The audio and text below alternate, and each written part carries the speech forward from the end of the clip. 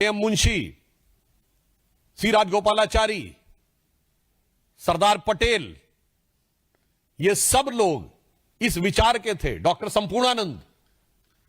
परंतु उन विचारों को ध्वस्त करके उस मानसिकता का आवरण बना के रखा था। तो मैं कह सकता हूं, भारत को मानसिक गुलामी से मुक्त करने का अभी भी अंतिम चरण बाकी है, जिसे हम लोग एक जमाने में एक पंक्ति बोलते थे कि उगा सूर्य कैसा कहो मुक्ति का ये उजाला करोड़ों घरों में न पहुंचा। तो उसकी एक पंक्ति है, न संयम न निष्ठा न एकात्मता है, भरी है मनों में अभी तक गुलामी, वही राग अंग्रेजियत का पुराना, सुनाते बड़े लोग नामी गिरामी, प्रजातंत्र की धार उतरी गगन से मगर नीर जन सागरों तक न पहुंचा, उगा सूर्य कैसा कहो मुक्ति का ये उजाला करोड़ों घरों तक न पहुंचा। इसलिए आज आवश्यकता है उस यथार्थ को दुनिया तक पहुंचाने की, भारत के उस आत्म गौरव को, भारत की उस शक्ति को और भारत की उस श्रेष्ठता को सम्मान देने की, जो संपूर्ण विश्व को मार्गदर्शन देना चाहती है। और इसके द्वारा भारत की अस्मिता भी अविभाज्य रहती है। जब आप श्री सोमनाथ के आगे श्रद्धा से सर झुकाते हैं तो वही श्रद्धा का भाव आपके मन में उत्तर में अमरनाथ से लेकर दक्षिण में रामेश्वरम तक और मल्लिकार्जुन से लेकर काशी विश्वनाथ तक जुड़ जाता है। और इतना ही नहीं, वही श्रद्धा का भाव काशी विश्वनाथ से आगे बढ़कर काठमांडू के पशुपतिनाथ तक, कैलाश मानसरोवर तक और पाकिस्तान के कटास राज तक जुड़ जाता है। यह भारत की अविच्छिन्न पहचान और अस्मिता का प्रतीक है।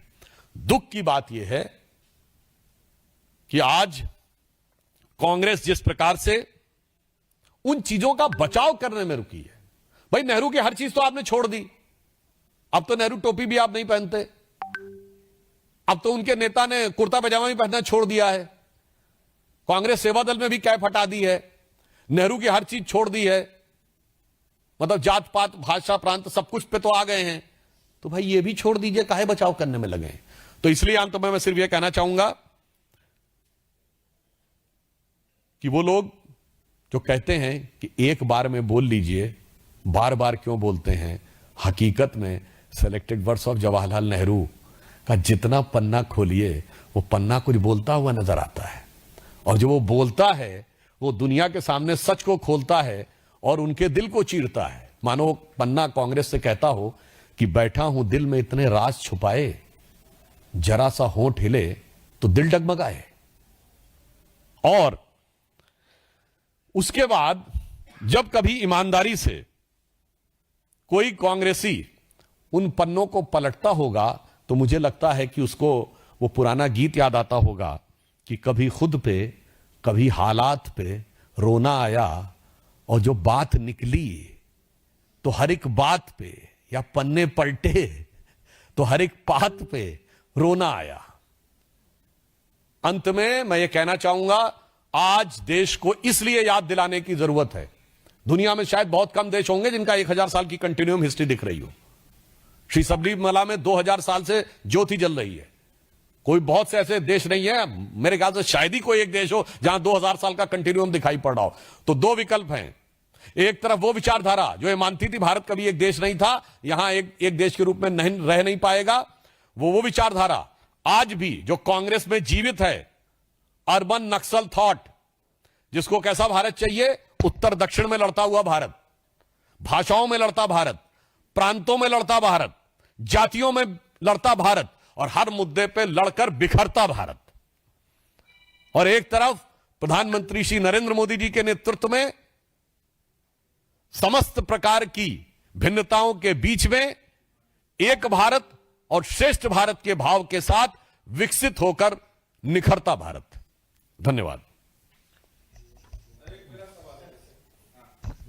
सवाल है कि आप इतिहास के पन्ने खोल रहे हैं, डॉक्यूमेंट्स में सब कुछ मौजूद है, लेकिन कांग्रेस पार्टी कह रहा है कि आप जानबूझकर जवाहरलाल नेहरू की छवि खराब कर देना चाहते हैं। देखिए, अगर सत्य ना हो तब वो कहें कि छवि खराब, हम किसी की छवि नहीं खराब कर रहे हैं। छवि के ऊपर पड़ा हुआ पर्दा उठा दे रहे हैं। अब जनता स्वविवेक से निर्णय ले सकती है कि वो छवि उसको कैसी दिख रही है, खराब दिख रही है या अच्छी दिख रही है। तो इसलिए कांग्रेस का, और जहां तक नेहरू जी के प्रति सम्मान की बात है, तो हमारी मोदी जी की सरकार जब आई थी 2014 में, तो नेहरू जी का 125वां वर्ष था और 125वें वर्ष के सारे कार्यक्रम हमारी सरकार ने पूरे सम्मान के साथ और पूरी गरिमा के साथ निभाए थे। और आप सबको याद हो, उस आयोजन समिति के अध्यक्ष भी श्री राजनाथ सिंह जी, जो तत्कालीन गृह मंत्री थे, वो थे। तो प्रधानमंत्री के रूप में उनका पूरा सम्मान है। विचारधारा के रूप में हम ये जनता के ऊपर छोड़ते हैं कि वो इस चीज को क्या समझते हैं। और वैसे एक और बात कहूं, उस समय की तो बात छोड़िए, आज की छवि कितनी सुंदर है। और ऐसी छवि आंखों में बसी हुई है माओवादियों और मुस्लिम लीगियों की, कि मुझे वो पंक्ति याद आती है, कांग्रेस की आंखों में ऐसा दो, एक तरफ मुस्लिम लीग एक तरफ माओवाद, ऐसा आंखों में बसा है कि प्रीतम छवि नैना बसी पर छवि कहां समाए। पूरी तरीके से आंखों में ऐसी छवि बसी, दूसरी छवि आ ही नहीं सकती। खैर, दिल्ली पुलिस और एनसीबी की टीम जो है तुर्कमान गेट पर रही थी अतिक्रमण को हटाने के लिए, वहां पर पथराव हुआ है, दिल्ली पुलिस के कई जवान घायल। और सबसे महत्वपूर्ण बात यह है कि समाजवादी पार्टी के सांसद रामपुर से मौलुल्ला